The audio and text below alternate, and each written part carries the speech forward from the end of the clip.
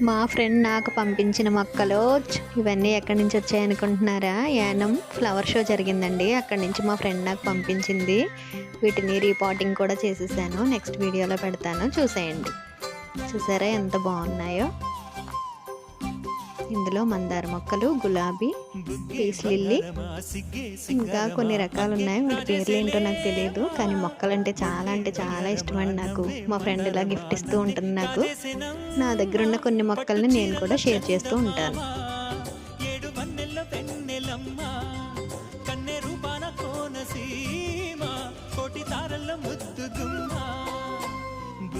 బంగారమా సిగ్గే సింగారమా అగ్గే రాజేసేలేమా ఒళ్ళే వయ్యారమా నవ్వే మందారమా నన్నే కాజేసేనమ్మా.